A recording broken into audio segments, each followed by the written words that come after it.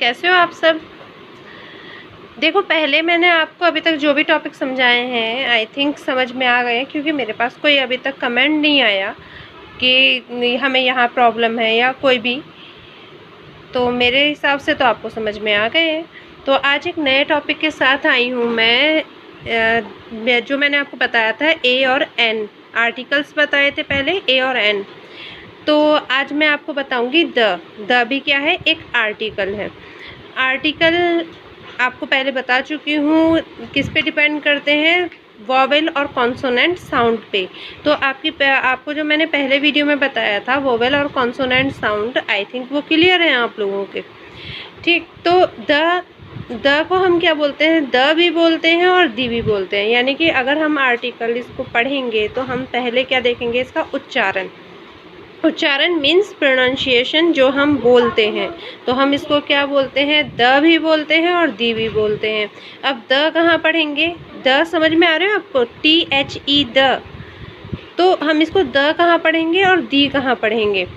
तो द हम पढ़ते हैं जहाँ हमारा कॉन्सोनेंट साउंड हो, जहाँ भी हमारा कॉन्सोनेंट साउंड होगा, यानी कि क से शुरू हो रहा होगा, यानी कि व्यंजन साउंड होगा। क ख ग, क से लेके ज्ञानी तक अगर कोई भी साउंड होता है तो हम इसको द पढ़ेंगे।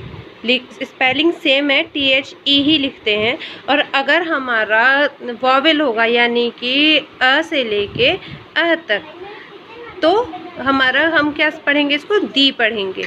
तो ये हो गया हमारा उच्चारण, द और दी। द कहाँ पढ़ेंगे और दी कहाँ पढ़ेंगे। अगर आप लोगों को कोई भी प्रॉब्लम हो तो आप लोग प्लीज़ मुझे कमेंट बॉक्स में कमेंट कर दीजिए, मैं आपकी प्रॉब्लम पक्का सॉर्ट आउट करूँगी। एंड प्लीज़ मेरे चैनल को सब्सक्राइब कर लीजिए और बेल आइकॉन को क्लिक कर लीजिए, आपको भी इजी होगा, नोटिफिकेशंस आ जाया करेंगी। ओके। एंड अब मैं आपको सारा रिटन में समझाती हूँ, आप रिटन में देखो। तो जैसा मैंने आपको पहले चैप्टर में पढ़ाया था ए और एन के बारे में, ये क्या थे, एक आर्टिकल्स थे। तो ये भी क्या है, द भी आर्टिकल है। इसको हम दो तरह से पढ़ते हैं, स्पेलिंग सेम होती है, THE द भी होता है और दी भी होता है, हम दोनों ही पढ़ते हैं। लेकिन अब हम उच्चारण कैसे बदलेंगे, जैसे इसके बाद अगर द के बाद कोई कॉन्सोनेंट साउंड हो, यानी कि व्यंजन ध्वनि हो, तो हम इसको हमेशा द पढ़ेंगे। जैसे कि द सन, सन क्या है, एस आ रहा है, एस कॉन्सोनेंट साउंड है, इसलिए हम द सन पढ़ेंगे। अगर द के तुरंत बाद कोई वॉवेल साउंड आ रहा हो, यानी कि स्वर ध्वनि आ रही हो, तो हम क्या पढ़ेंगे, दी। स्पेलिंग सेम है, द THE ही लिखा हुआ है, हम इसको यहाँ पे दी पढ़ेंगे और ऊपर हमने क्या पढ़ा था, द। जैसे कि अगर हम पढ़ेंगे the sun is the centre of the solar system, तो हमने यहाँ क्या पढ़ा है, द सोलर सिस्टम, क्योंकि एस आ रहा है, स है, तो स क्या हो गया हमारा, व्यंजन है, यानी कि कॉन्सोनेंट है, तो हम इसको द पढ़ेंगे। यहीं अगर हमारा आता है द अर्थ, तो हम यहाँ इसको द नहीं पढ़ेंगे, हम पढ़ेंगे the earth, the moon and the stars. तो ये हम हमेशा क्या देखेंगे, वॉवेल और कॉन्सोनेंट के हिसाब से द का प्रोनाउंसिएशन भी चेंज हो जाएगा। अब द का यूज़ हम कहाँ करते हैं, द का यूज़ हम करते हैं किसी भी विशिष्ट वस्तु के लिए, यानी कि कोई भी स्पेसिफिक वस्तु हो, कोई भी स्पेशल हो, अलग हो, मतलब जिसके जैसा कोई दूसरा ना हो। जैसे यहाँ पे हम फिर पढ़ेंगे सन, सूरज क्या है, सूरज जैसा कोई नहीं है, सूरज एक ही है, तो हम सूर्य को क्या पढ़ेंगे, द सन। द अर्थ क्या है, पृथ्वी हमारा ग्रह है, ये भी एक ही है। द मून भी एक है।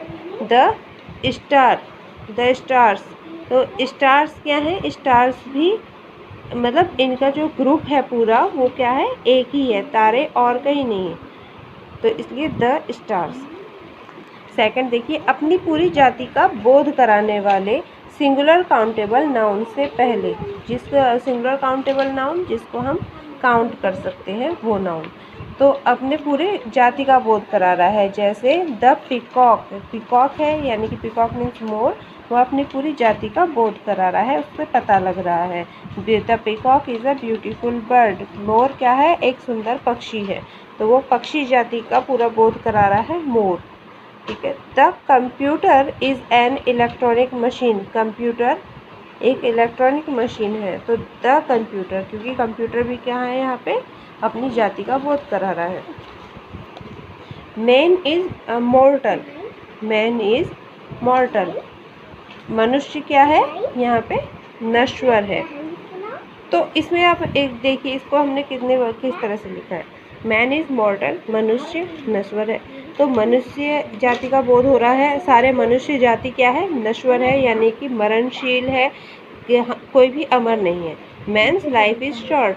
मनुष्य की, यहाँ पे मैन का मतलब आदमी नहीं है, मनुष्य है। Man's life is short. मनुष्य की जो लाइफ है, ज़िंदगी है, वो कैसी है? छोटी है। तो किसी एक मनुष्य की ज़िंदगी छोटी नहीं है, हर मनुष्य की ज़िंदगी छोटी है। हर मनुष्य के बारे में बताया जा रहा है। The man is running.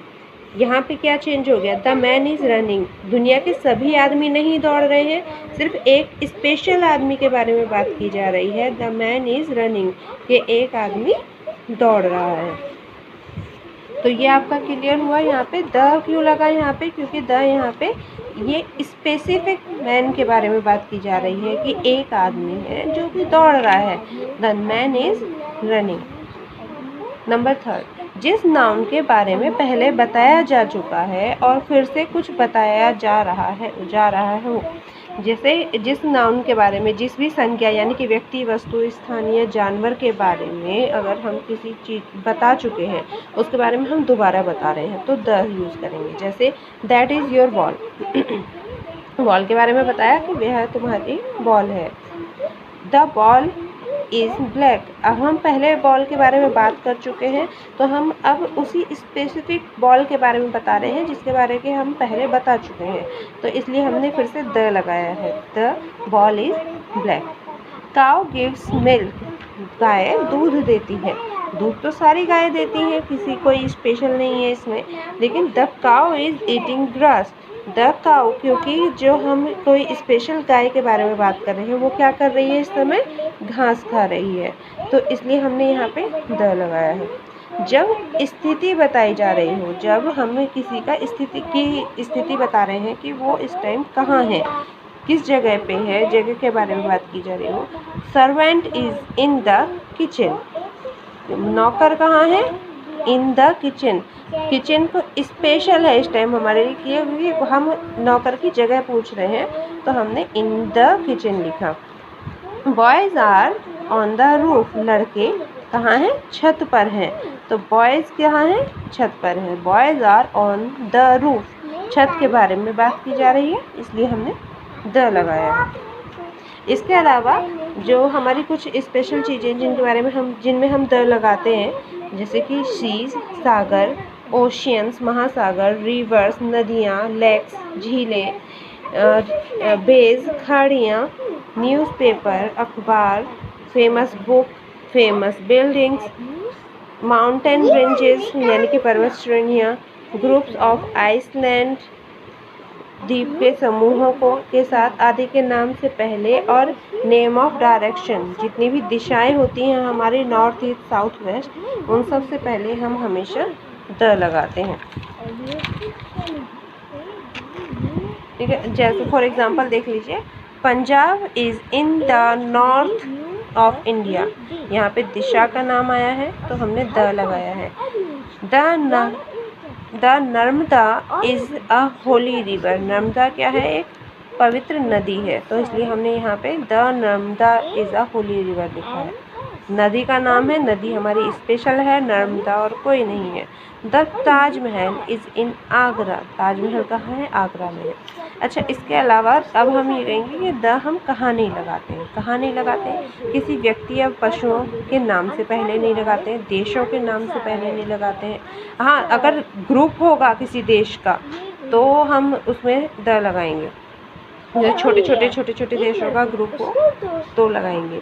नगरों या गाँव के नाम से पहले नहीं लगाते हैं, किसी एक पर्वत या शिखर के नाम से पहले नहीं लगाते। जैसे हमने यहाँ क्या है, हमारा पर्वत श्रेणियों से पहले मैंने बोला था कि पर्वत श्रेणियों का ग्रुप हो, श्रेणियाँ यानी कि ग्रुप हो, तो हम द लगाएंगे। Delhi is the capital of India.